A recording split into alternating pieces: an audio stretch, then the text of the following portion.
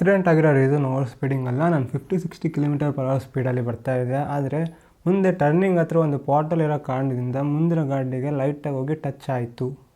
Touch ಆಗಿದ ತಕ್ಷಣ ಗಾಡಿಯಾಗಿರೋ air bag open ಆಯಿತು. ಏರ್ ಬ್ಯಾಗಿಂದ ಗ್ಯಾಸ್ ರಿಲೀಸ್ ಆಯಿತು. ಆದ್ದರಿಂದ ನೆಕ್ಸ್ಟ್ 30-40 ಸೆಕೆಂಡ್ಸ್ ತನಕ ಏರ್ ಬ್ಯಾಗಿಂದ ಗ್ಯಾಸ್ ರಿಲೀಸ್ ಆಗಿರೋ ಕಾರಣದಿಂದ ಮುಂದೆ ನನಗೆ ಯಾವುದೇ ಒಂದು ಗಾಡಿ ಕಾಣಲಿಲ್ಲ. ಎಲ್ಲ ಒಂದು ಫ್ಲೋ ಅಲ್ಲಿ ಆಯಿತು. ನಾವು ಹೊರಗಡೆ ಬಂದು ತಿರುಗಿ ನೋಡಿದಾಗ ಇಬ್ಬರು ತೀರ್ಕೊಂಡಿದ್ರು. ಏರ್ ಬ್ಯಾಗ್ ಓಪನ್ ಆಗಿರೋ ರೀಸನಿಂದನೇ ಆಕ್ಸಿಡೆಂಟ್ ಆಯಿತು ಅನ್ನೋದೊಂದು ದೊಡ್ಡ ಸುಳ್ಳು. ಯಾಕೆ ಅಂದರೆ ಪ್ರಪಂಚದಲ್ಲಿ ಯಾವುದೇ ಒಂದು ಗಾಡಿಯಲ್ಲಿ ಏರ್ ಬ್ಯಾಗ್ ಓಪನ್ ಆಗಿರೋ ನೆಕ್ಸ್ಟ್ 30 ಸೆಕೆಂಡ್ಸಲ್ಲಿ ಆ ಏರ್ ಬ್ಯಾಗಿಂದ ಬರೋ ಗ್ಯಾಸ್ ಕ್ಲಿಯರ್ ಆಗುತ್ತೆ. ರಕ್ಷಿತ್ ಚೌರಾಸಿ ಒಬ್ಬ ಫೈನಲ್ ಇಯರ್ ಲಾ ಸ್ಟೂಡೆಂಟ್. ಲಾ ಅಲ್ಲಿರೋ ಲೂಪ್ ಹೋಲ್ ಮತ್ತು ಪೊಲೀಸ್ ಸಹಾಯದಿಂದ ಒಂದು ಪ್ರಾಣ ತೆಗೆದ ಜೊತೆಗೆ 7 ಜನಗಳ ಜೀವನನ ತಲೆ ಕೆಳಗಡೆ ಮಾಡಿ ಈ ಕೇಸಿಂದ ಹೆಂಗೆ ತಪ್ಪಿಸ್ಕೊಳಕ್ಕೆ ಪ್ರಯತ್ನಿಸ್ತಾನೋ ಬನ್ನಿ ನೋಡೋಣ. ಸಮಯ ರಾತ್ರಿ 10:30ಕ್ಕೆ ಹಸ್ಬೆಂಡ್ ಪೂರ್ವಿ ಪಟೇಲ್ ಹಾಗೆ ವೈಫ್ ಹೇಮಾನಿ ಪಟೇಲ್ ಇಬ್ಬರು ಒಂದು ಸ್ಕೂಟಿಯಲ್ಲಿ, ಹಾಗೆ ಅವರ ನೇಬರ್ಸ್ ವಿಕಾಸ್ ಕೇವಲಾನಿ ಮತ್ತು ಅವರ ತಮ್ಮ ತಂಗಿ ಇಬ್ಬರು, ಆ 3 ಜನ ಒಂದು ಸ್ಕೂಟಿಯಲ್ಲಿ. ಇಬ್ಬರು ನೇಬರ್ಸು ರಿಫ್ರೆಶ್ಮೆಂಟ್ ಪಾರ್ಟಿ ಅಂತ ಹತ್ತದಲ್ಲಿರೋ ಜಾಗ ಸಂಗಮನ ಪ್ಲೇಸ್ನ ವಿಸಿಟ್ ಮಾಡುತ್ತಾರೆ. ಕರೆಕ್ಟಾಗಿ ಸಮಯ 11:45ಕ್ಕೆ 23 ವರ್ಷದ ರಕ್ಷಿತ್ ಚೌರಾಸಿ ಮತ್ತು ಅವನ ಸ್ನೇಹಿತ ಚೌಹಾನ್ ಇಬ್ಬರು ಮನೆ ಬಿಡುತ್ತಾರೆ. ಅದರಲ್ಲಿ ರಕ್ಷಿತ್ ಚೌರಾಸಿ ಆಲ್ಕೋಹಾಲ್ ಮತ್ತು ಬಾಂಗ್ನ ಕನ್ಸ್ಯೂಮ್ ಮಾಡಿರ್ತಾನೆ. ಗಾಡಿ ವೋಕ್ಸ್ ವ್ಯಾಗನ್ ವರ್ಟಸ್ GT+. ಈ ಒಂದು ಗಾಡಿ ಚೌಹಾನ್ದು. ಆದರೆ ರಕ್ಷಿತ್ ಹಠ ಮಾಡಿ ಈ ಗಾಡಿ ನಾನು ಓಡಿಸ್ತೀನಿ ಅಂತ ಹೇಳಿ ಕೀ ಇಸ್ಕೊಂಡು ಇಬ್ಬರು ಎಂಜಾಯ್ಮೆಂಟ್ ಮೂಡಲ್ಲಿ ಮನೆ ಬಿಡ್ತಾರೆ. ಸಮಯ 12ಕ್ಕೆ ರಾತ್ರಿ. ಆ ಇಬ್ಬರು ಸ್ಕೂಟಿಯಲ್ಲಿ ನೇಬರ್ಸು ಮತ್ತು ಆ 3 ಜನ ಅಕ್ಕ ತಂಗಿಯಂದರು ಅವ್ರ ರಿಫ್ರೆಶ್ಮೆಂಟ್ ಪಾರ್ಟಿ ಮುಗಿಸ್ಕೊಂಡು ಅವ್ರ ಮನೆಗೆ ಹೋಗುತ್ತಾ ಇರ್ತಾರೆ. ಅದೇ ಟೈಮಲ್ಲಿ ರಕ್ಷಿತ್ ಚೌರಾಸಿ ಮತ್ತು ಅವರ ಸ್ನೇಹಿತ ಪಿಸ್ತೂಲಿಂದ ಬುಲೆಟ್ ಬರೋ ಸ್ಪೀಡಲ್ಲಿ ಬಂದು ಆ 3 ಸ್ಕೂಟಿನ ಗುದ್ದಿ ಒಂದು ದೊಡ್ಡ ಆಕ್ಸಿಡೆಂಟ್ ಆಗುತ್ತೆ. ಈ ಆಕ್ಸಿಡೆಂಟ್ ಆಗಿದ ತಕ್ಷಣ ಹಸ್ಬೆಂಡ್ ಹೇಮಾನಿ ಪಟೇಲ್ ತೀರ್ಕೊತಾರೆ, ಹಾಗೆ ವೈಫ್ ಪೂರ್ವಿ ಪಟೇಲ್ ಹಾಸ್ಪಿಟಲಲ್ಲಿ ಅಡ್ಮಿಟ್ ಆಗುತ್ತಾರೆ.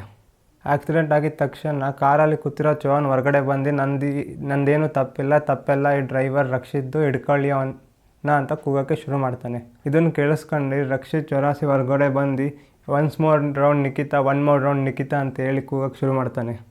ರಕ್ಷಿತ್ ಸುತ್ತ ಜನಗಳು ತುಂಬಕ್ಕೆ ಶುರುವಾಗ್ತಾರೆ. ಜನಗಳು ವಧೆಯಿಂದ ತಪ್ಪಿಸ್ಕೊಬೇಕು ಅಂತ ಹೇಳಿ ರಕ್ಷಿತ್ ಚೌರಾಸಿ ಓಂ ನಮಃ ಶಿವಾಯ ಅಂತ ಜಪಿಸ್ತಾನೆ. ಹಾಗೆ ಜನಗಳು ಆಕ್ಸಿಡೆಂಟಲ್ಲಿ ತೀರ್ಕೊಂಡು ಹೋಗಿರೋ ಮಹಿಳೆಗೆ ನ್ಯಾಯ ಸಿಗಲಿ ಅಂತೇಳಿ ಹತ್ತದಲ್ಲಿರೋ ಪೊಲೀಸ್ ಸ್ಟೇಷನ್ಗೆ ರಕ್ಷಿತ್ ಚೌರಾಸಿನ ಒಪ್ಪಿಸ್ತಾರೆ. ಆದರೆ ಈ ಜನಗಳಿಗೆ ಒಂದು ವಿಷಯ ಗೊತ್ತಿರಲ್ಲ. ಏನು ಅಂದರೆ ರಕ್ಷಿತ್ ಚೌರಾಸಿ ಒಬ್ಬ ಫೈನಲ್ ಇಯರ್ ಲಾ ಸ್ಟೂಡೆಂಟ್. ಲಾ ಆಗಿರೋ ಲೂಪೋಲ್ ಮತ್ತು ಪೊಲೀಸ್ ಹಾಗೂ ಲಾಯರ್ ಸಹಾಯದಿಂದ ಈ ಕೇಸಿಂದ ಹೆಂಗೆ ತಪ್ಪಿಸ್ಕೊಳ್ಳೋಕ್ಕೆ ಪ್ರಯತ್ನಿಸ್ತಾನೋ ಬನ್ನಿ ವಿಡಿಯೋದಲ್ಲಿ ನೋಡೋಣ. ರಕ್ಷಿತ್ ಚೌರಾಸಿ ಹುಟ್ಟಿರೋದು ಜಾರ್ಖಂಡ್. ಅವ್ರ ತಂದೆ ಒಂದು ಟ್ಯಾಬ್ ಬಿಸ್ನೆಸ್ ಮಾಡ್ತಾರೆ. ಹಾಗೆ ಅವರ ತಾಯಿ ಒಂದು ಹೌಸ್ ವೈಫ್. ಪೊಲೀಸ್ ಸ್ಟೇಷನಲ್ಲಿ ರಕ್ಷಿತ್ ಚೌರಾಸಿನ ವಿಚಾರಿಸಿದಾಗ ಒಂದು ವಿಷಯ ಗೊತ್ತಾಗುತ್ತೆ. ಏನಂದರೆ ರಕ್ಷಿತ್ ಚೌರಾಸಿಗೆ ಯಾವುದೇ ಒಂದು ಡ್ರೈವಿಂಗ್ ಲೈಸೆನ್ಸ್ ಇಲ್ಲ. ಈ ಒಂದು ಆಕ್ಸಿಡೆಂಟ್ ರಾತ್ರಿ ನಡೆಯುತ್ತೆ. ಹಾಗೆ ಬೆಳಗ್ಗೆ ರಕ್ಷಿತ್ ಚೌರಾಸಿ ಮೀಡಿಯಾ ಮುಂದೆ ಬಂದು 3 ಪಾಯಿಂಟ್ನ ಕ್ಲೇಮ್ ಮಾಡುತ್ತಾನೆ. ಏನಂದರೆ ಮೊದಲನೇ ಪಾಯಿಂಟ್, ಆಕ್ಸಿಡೆಂಟ್ ಆಗಿರೋ ರೀಸನ್ ಓವರ್ ಸ್ಪೀಡಿಂಗ್ ಅಲ್ಲ, ನಾನು 50 km ಸ್ಪೀಡಲ್ಲಿ ಬರ್ತಾಯಿದ್ದೆ ಅಂತ. ಆಕ್ಸಿಡೆಂಟ್ ಆಗಿರೋ ಜಾಗದಲ್ಲಿ ಜನಗಳು ಕ್ಲೇಮ್ ಮಾಡೋ ಪ್ರಕಾರ, ಅವ್ರು ಹೇಳೋ ಪ್ರಕಾರ ಆಕ್ಸಿಡೆಂಟಲ್ಲಿ ಆ ಗಾಡಿ ಬಂದಿರೋ ಸ್ಪೀಡು 100 ಇಂದ 120 km/h ಸ್ಪೀಡಲ್ಲಿ ಇತ್ತು ಅಂತ. ಅಕಸ್ಮಾತ್ ರಕ್ಷಿತ್ ಚೌರಾಸಿ ಕ್ಲೇಮ್ ಮಾಡೋ ಪ್ರಕಾರ ಆ ಗಾಡಿ 50 km/h ಸ್ಪೀಡಲ್ಲಿ ಬರ್ತಾಯಿದ್ರೆ ಆ ಗಾಡಿಗೆ ಇಷ್ಟಕ್ಕೊಂದು ಡ್ಯಾಮೇಜಸ್ ಆಗ್ತಾನೆ ಇರಲಿಲ್ಲ.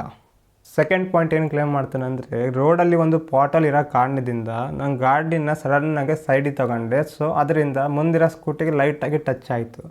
ಟಚ್ ಆಗಿದ ತಕ್ಷಣ ಗಾಡಿಯಲ್ಲಿರೋ ಏರ್ ಬ್ಯಾಗ್ ಓಪನ್ ಆಯಿತು. ಆ ಏರ್ ಬ್ಯಾಗ್ ಓಪನ್ ಆಗಿರೋದ್ರಿಂದ ಅದರಿಂದ ಒಂದು ಗ್ಯಾಸ್ ರಿಲೀಸ್ ಆಯಿತು. ಸೊ 30-40 ಸೆಕೆಂಡ್ಸ್ ತನಕ ಗಾಡಿಯೆಲ್ಲ ಗ್ಯಾಸ್ ಹಂಗೆ ಕೂತಿತ್ತು. ಸೊ ನನಗೆ ಏನೋ ಒಂದು ವಿಷನ್ ಕಾಣಲಿಲ್ಲ. ಸೊ ಆ 30-40 ಸೆಕೆಂಡ್ಸ್ ಗ್ಯಾಪಲ್ಲಿ ಎಲ್ಲ ಒಂದು ಆಕ್ಸಿಡೆಂಟ್ ಆಯಿತು.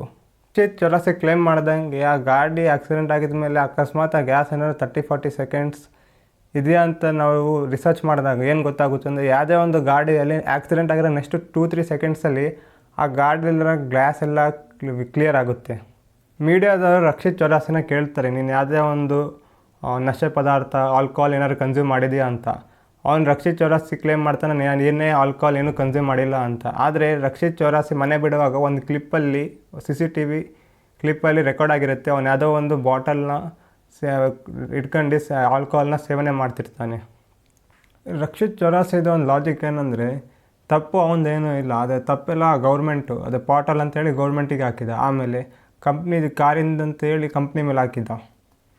ಅಕಸ್ಮಾತ್ ಆಕ್ಸಿಡೆಂಟ್ ಆಗಿದ ಮೇಲೆ ಕೋರ್ಟ್ ಏನಾದರೂ ರಕ್ಷಿತ್ ಚೌರಾಸಿನ ಯಾವುದೇ ಒಂದು ಪನಿಷ್ಮೆಂಟ್ ಕೊಡ್ಲಂಗೆ ಹಂಗೆ ಬಿಟ್ಟುಬಿಟ್ರೆ ನಮ್ಮಂಥ ಪಬ್ಲಿಕ್ ಜನಗಳು ರೋಡಲ್ಲಿ ಹೆದರ್ಕೊಂಡು ಹೆಂಗೆ ತಿರುಗಾಡೋಕ್ಕೆ ಸರಿ ಹೋಗುತ್ತೆ. ಯಾಕಂದರೆ ಎಲ್ಲರೂ ಈ ಥರ ಪೆನಾಲ್ಟಿ ಕಟ್ಟಿಬಿಟ್ಟು ಏನೋ ಒಂದು ಲೆಟ್ರ್ ಬರೆಯೋದು ಈ ಥರ ಮಾಡಿ ಎಲ್ಲರೂ ತಪ್ಪಿಸ್ಕೊಂಬಿಟ್ರೆ ಆಕ್ಸಿಡೆಂಟ್ ಮಾಡಿದವರಲ್ಲ, ತಪ್ಪು ಮಾಡಿದವರಲ್ಲ, ನಮ್ಮಂಥ ಪಬ್ಲಿಕ್ ಜನಗಳು ರೋಡಲ್ಲಿ ತಿರುಗಾಡೋಕ್ಕೆ ಹೆದರಿಕೆ ಆಗುತ್ತೆ.